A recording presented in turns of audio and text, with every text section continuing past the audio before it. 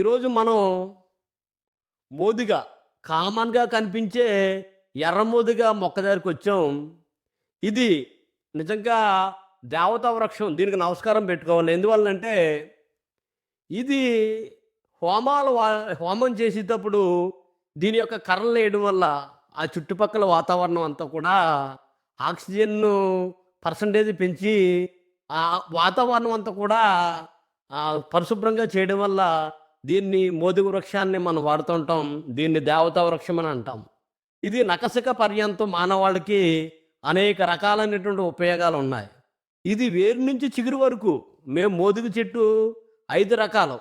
తెల్ల మోదుగ, పసుపు మోదుగ, ఎర్ర మోదుగ, తీగ మోదుగ, ముళ్ళ మోదుగ 5 రకాల మోదుగులను చూపించబోతున్నాం. ఆల్రెడీ 3 చూపించాం. ఇప్పుడు ఎర్ర మోదుగ ఇది కామన్ మోదుగ. నేను మరొకసారి దీని యొక్క పుష్పాలతోటి దీని యొక్క ఉపయోగాల కోసం వీడియో చేస్తాం. కింద లింకు క్లిక్ చేసి చూసినట్లయితే మీకొస్తది.